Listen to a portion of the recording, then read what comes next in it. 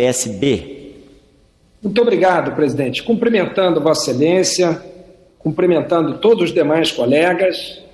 O que me traz a essa tribuna virtual, presidente, é o gravíssimo fato de termos ultrapassado a marca dos 100 mil mortos no Brasil durante o fim de semana, o que levou o presidente do Congresso, senador Davi Alcolumbre, a declarar a luta oficial de 4 dias do Congresso Nacional.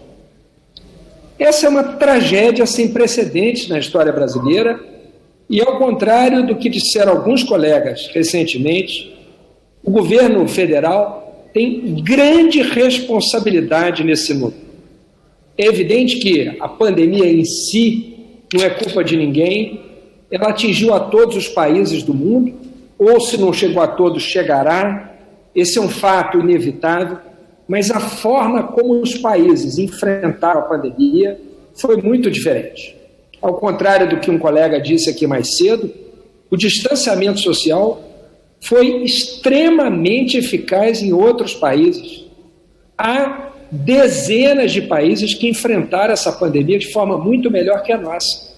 Aqui, o presidente da República sabotou o distanciamento social desde o início, desacreditou da sua eficácia, como infelizmente alguns colegas continuam fazendo, contra toda a ciência do mundo, que diz que o distanciamento social é eficaz.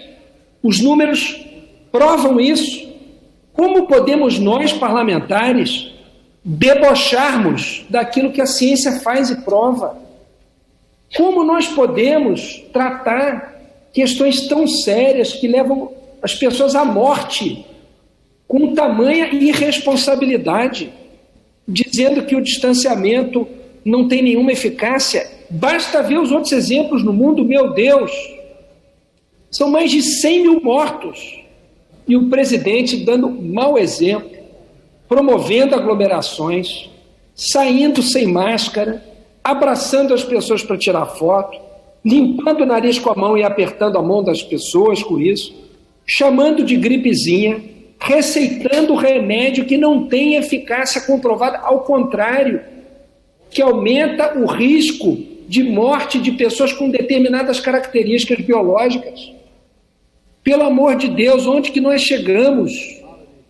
Não bastasse tudo isso, o presidente, além de tudo agora, foi desmentido pelos fatos, com a comprovação dos depósitos do Queiroz para a conta da primeira-dama, num valor de mais do que o dobro do que ele tinha admitido, mesmo não tendo declarado o falso empréstimo de 40 mil reais. E o que é que nós do Congresso estamos fazendo em relação a esses dois casos? Lamentavelmente nada, presidente.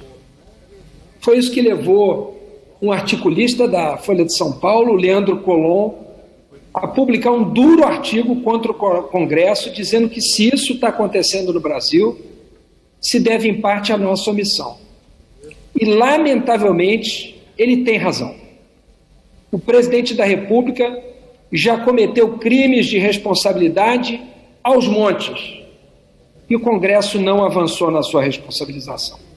Ao contrário, recentemente o presidente da Câmara disse, numa entrevista à Roda Viva, que não via crimes nas ações do presidente.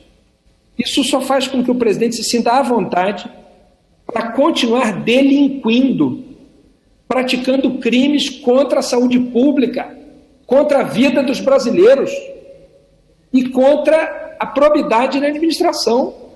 Porque é evidente que essas transferências para a primeira-dama não são casuais. Nada tem a ver com o seu filho, tem a ver com ele. Afinal de contas, ele disse que mandou depositar na conta da primeira-dama. Para que eram esses 89 mil reais? Ele não disse uma palavra sobre isso. E o que é que o Congresso fez a respeito disso de lá para cá? Nada. Nenhuma cobrança. Não avançamos na instalação de uma CPI.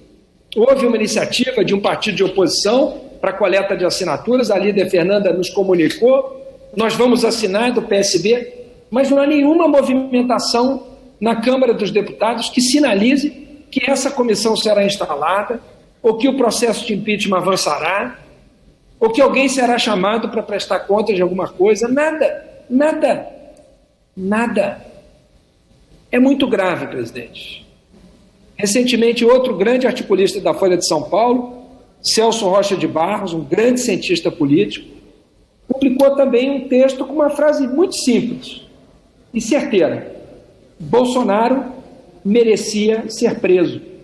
Ele tinha que estar preso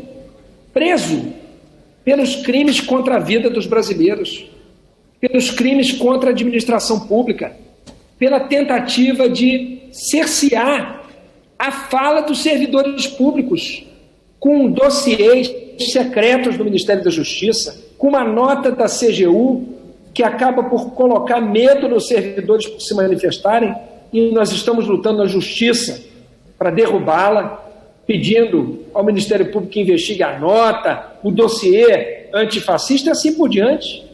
Não é possível isso. A liberdade de expressão está sendo colocada em xeque.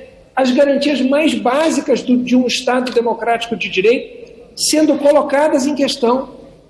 E o Congresso, presidente, continua votando as pautas do governo, sem de fato enfrentar esses ataques do governo à vida dos brasileiros, à probidade na administração pública e à liberdade de expressão.